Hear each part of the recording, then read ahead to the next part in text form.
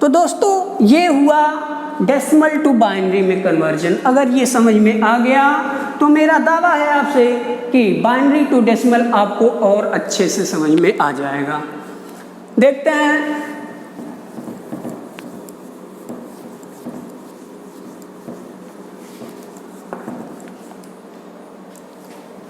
Binary to decimal.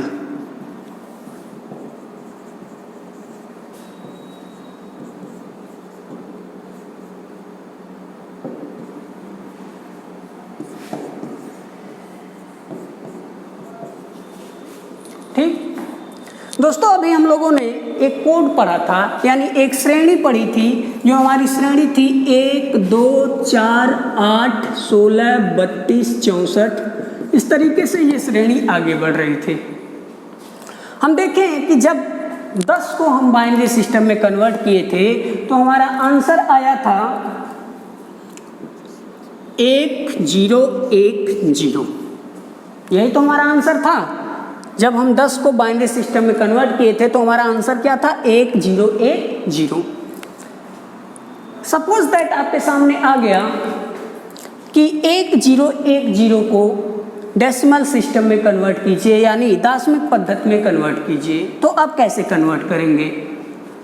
दोस्तों, जो series आपके सामने लिखी गई है 1 2 4 8 16 32 64, सेम इसी सीरीज को हम इस कोड पर, इस बाइनरी सिस्टम के कोड पर फिट कर देंगे। यानी यहाँ पर लिख देंगे 1 2 4 8। लिख लिए? इसके बाद हमें ये देखना है कि जिस संख्या के नीचे 1 है, जिसके नीचे क्या है? 1, 0 वाले से कोई मतलब नहीं है।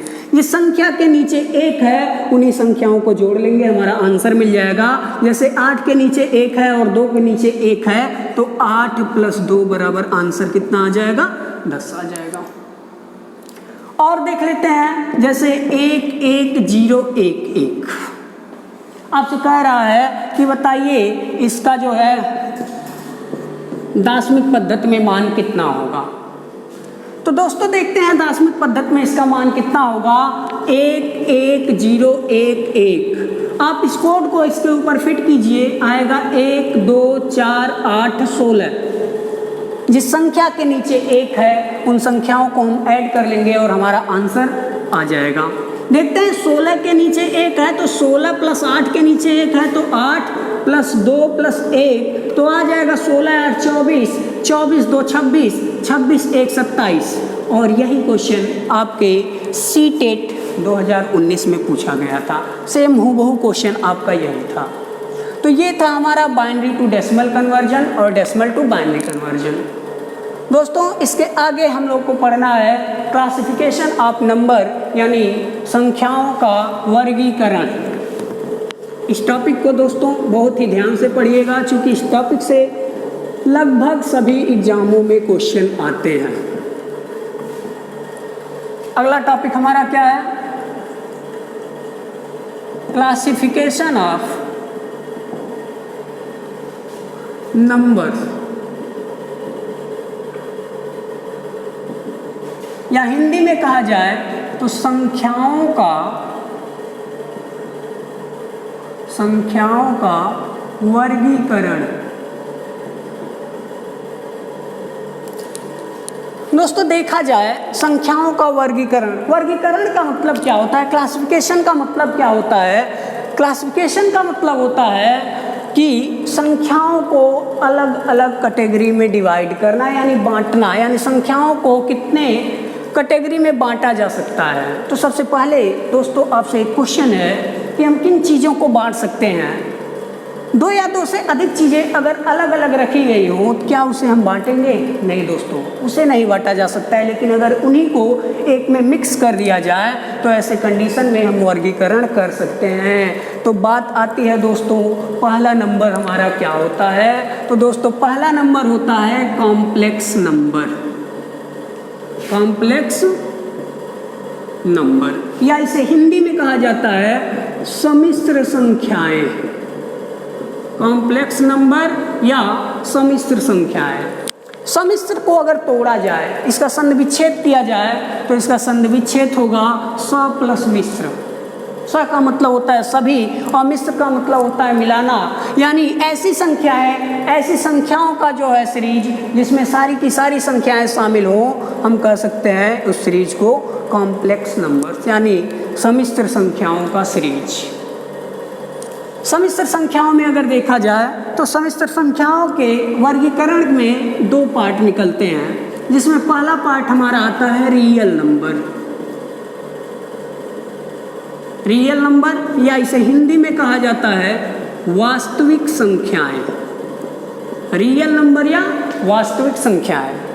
दूसरा आता है इमेजिनरी नंबर, इमेजिनरी नंबर्स या काल्पनिक संख्याएं।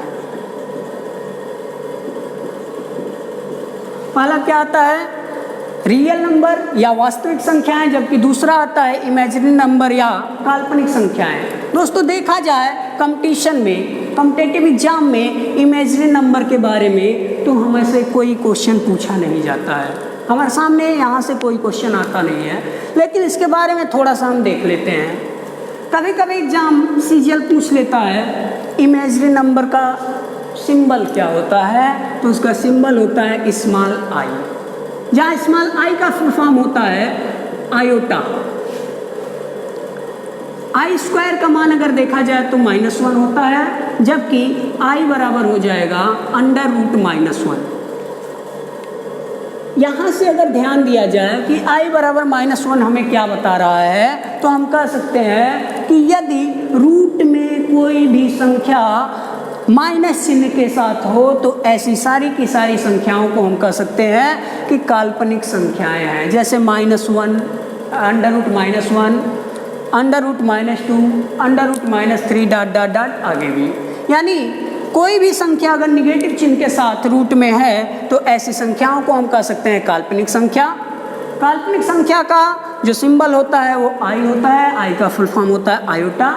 आई स्क्वायर बराबर -1 होता है, जहाँ आई बराबर क्या होता है √-1। यहाँ से बस इतने ही क्वेश्चन आपसे पूछे जा सकते हैं, इससे ज़्यादा क्वेश्चन आपसे नहीं पूछा जा सकता है।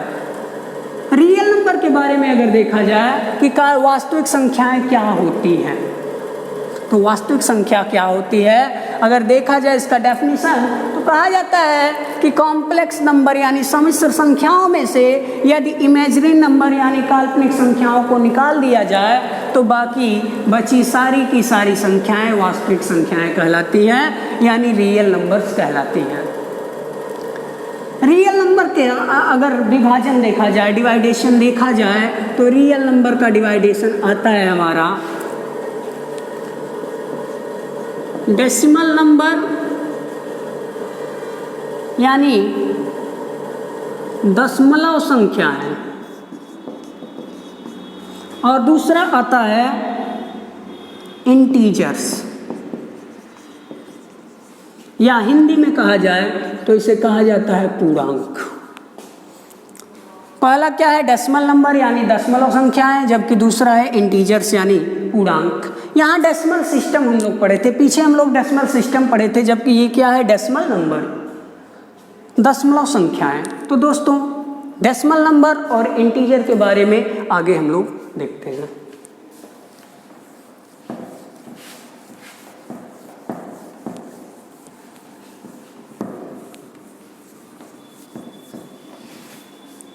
आपका पहला हेडिंग होगा डेसिमल नंबर।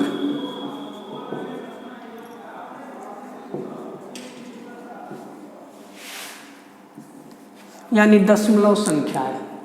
दोस्तों अगर आपसे पूछा जाए कि दशमलव संख्याएं कौन कौन सी होती हैं या किसे हम दशमलव संख्याएं कह सकते हैं, यदि मैं आपके सामने लिख दूं 0.3, क्या ये दशमलव संख्या है? दोस्तों बिल्कुल है।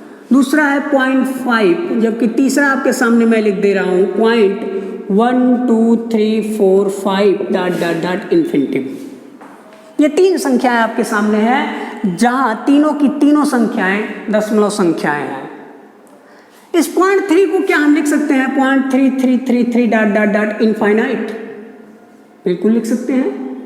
0.5 के आगे अगर 0 बढ़ा दिया जाए, 0 0 डॉट डॉट डॉट इनफाइनाइट, तो बिल्कुल हम लिख सकते हैं 0.5 0 0 0 0 डॉट डॉट डॉट इनफाइनाइट, या लिख सकते हैं इसे 0.3 पे पावर बार, 0.3 पे बार, या 0.5 0 पे बार।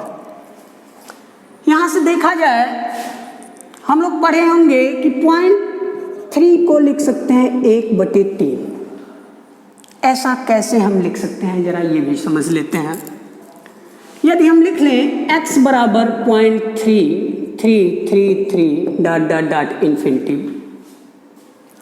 दोनों पक्षों में आप 10 से गुणा कीजिए तो इधर हो जाएगा 10x बराबर 0.333 डॉट डॉट डॉट इनफाइनाइट में अगर हम 10 से गुणा करेंगे तो 10 से गुणा करने पर दशमलव चिन्ह एक अंक दाएं तरफ चला जाएगा, यानी हो जाएगा 3.33 डॉट डॉट डॉट इनफाइनाइट। यदि पहले समीकरण में से दूसरे समीकरण में से पहला समीकरण घटाया जाए तो हम लिख सकते हैं 10x माइनस x बराबर 9x बराबर 3.333 डॉट डॉट इनफाइनाइट में से 0.3333 डॉट डॉट डॉट इनफाइनाइट अगर घटाएंगे तो ये वाला पार्ट हमारा पूरी तरीके से क्या होगा, कैंसिल हो जाएगा, यानी यहाँ बच जाएगा 3। तो x बराबर कितना हो जाएगा दोस्तों, 3/9 यानी 1/3। दूसरा अगर देखा जाए 0.5 के बारे में, तो अगर लिख दें x बराबर 0.5 तो 10x बराबर दोस्तों कितना हो जाएगा, आ जाएगा 5.00। 10x में से x घटाएंगे तो 9x हो जाएगा, और 5 में से 0.5 में से 0.5 घटाएंगे तो आ जाएगा 4.5। तो x बराबर कितना होगा, 4.5/9 यानी आ जाएगा 1/2। तो ये होता है कन्वर्जन का तरीका, कैसे हम इसे दशमलव से भिन्न में कन्वर्ट करते हैं।